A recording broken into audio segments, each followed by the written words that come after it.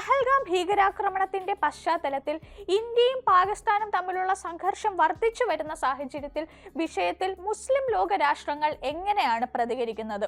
ഭൂരിഭാഗം മുസ്ലിം ഭൂരിപക്ഷ സർക്കാരുകളും മതപരമായ ഐക്യദാർഢ്യത്തെക്കാൾ ഭൂരാഷ്ട്രതന്ത്രങ്ങൾക്കും സാമ്പത്തിക താൽപര്യങ്ങൾക്കുമാണ് മുൻഗണന നൽകുന്നത് എന്ന് ഇന്ത്യയിലെ നയതന്ത്ര വൃത്തങ്ങൾ CNN ന്യൂസ് 18നോട് പറഞ്ഞു.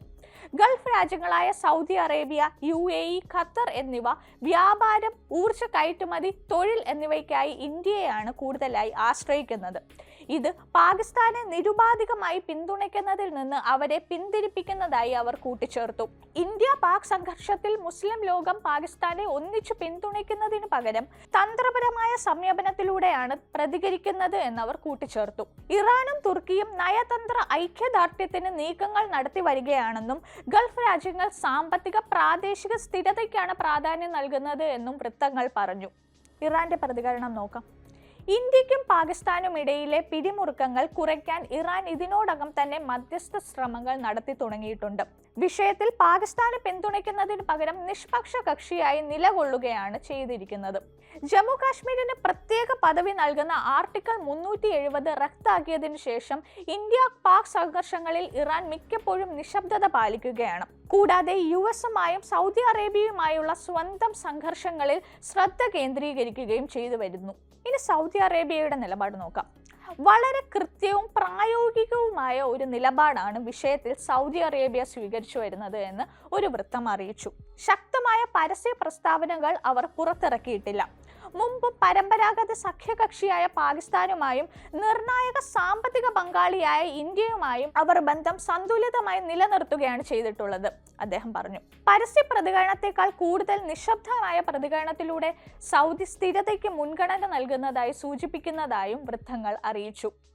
ഇന്ത്യയെ നേരിട്ട് വിമർശിക്കുന്നത് സൗദി അറേബ്യ ഒഴിവാക്കുകയും 2019 ആർട്ടിക്കിൾ 370 റദ്ദാക്കിയ സമയത്ത് കാശ്മീർ വിഷയം ഇന്ത്യയും പാകിസ്ഥാനും തമ്മിലുള്ള പ്രശ്നമായി ചിത്രീകരിക്കുകയും ചെയ്തു.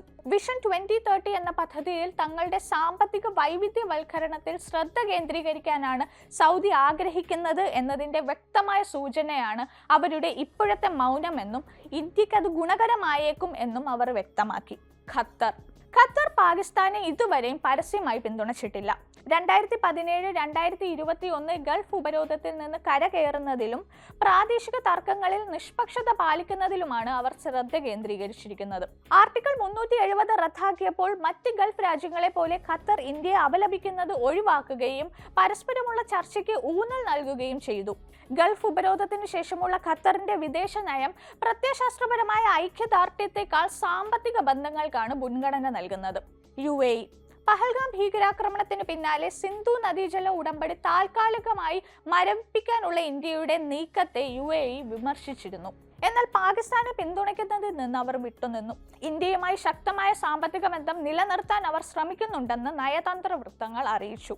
ആർട്ടിക്കിൾ 370 റദ്ദാക്കാനുള്ള തീരുമാനത്തെ ഇന്ത്യയുടെ ആഭ്യന്തര കാര്യമായാണ് UAE പരിഗണിച്ചത്. ഇത് ഇരു രാജ്യങ്ങളും തമ്മിലുള്ള ആഴത്തിലുള്ള ഉഭയകക്ഷി വ്യാപാര സുരക്ഷാ സഹകരണത്തെ പ്രതിഫലിപ്പിക്കുന്നു. 2025 ഗൾഫ് ഇറാൻ സംഘർഷങ്ങൾക്ക് മധ്യസ്ഥത വഹിക്കുന്നതിനൊപ്പം ഇന്ത്യൻ തൊഴിലാളികളെയും നിക്ഷേപത്തെയും ആശ്രയിക്കുന്നതിലൂടെ UAEയുടെ സന്തുലിതമായ നിലപാട് വ്യക്തമാണെന്ന് വൃത്തങ്ങൾ ചൂണ്ടിക്കാട്ടി. 2024 ഇന്ത്യയുമായി $85 ബില്യൺ വ്യാപാരമാണ് UAE നടത്തിയത്. ഇത് പാകിസ്ഥാനുമായുള്ള പരമ്പരാഗത ബന്ധത്തെ അവഗണിക്കാൻ കാരണമായതായി അവർ കൂട്ടിച്ചേർത്തു. അവസാനമായി തുർക്കി. കശ്മീർ വിഷയത്തിൽ തുർക്കി എക്കാലത്തും പാകിസ്ഥാനെയാണ് പിന്തുണച്ചു വരുന്നത്. എന്നാൽ തുർക്കിയുടെ ഇന്ത്യയുമായുള്ള വ്യാപാരം വർഷം തോറും വർദ്ധിച്ചു വരികയാണ്. 2024 $10 ബില്യൺ വ്യാപാരമാണ് അവർ ഇന്ത്യയുമായി നടത്തിയത്. അതിനാൽ അവർ പരിമിതികൾ നേരിടുന്നുണ്ടെന്ന് വൃത്തങ്ങൾ പറഞ്ഞു.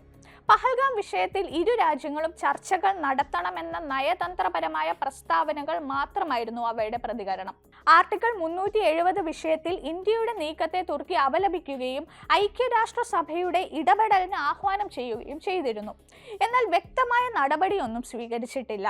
2025 തുർക്കിയുടെ നിശബ്ദമായ പ്രതികരണം ഇന്ത്യയുമായുള്ള അവയുടെ സാമ്പത്തിക ബന്ധങ്ങൾ വ്യക്തമാക്കുന്നതാണെന്നും ഇന്ത്യയെ പൂർണ്ണമായി ഒഴിവാക്കാതിരിക്കാനുള്ള ശ്രമങ്ങളുടെ ഭാഗമായാണെന്നും നയതന്ത്ര വൃത്തങ്ങൾ പറഞ്ഞു.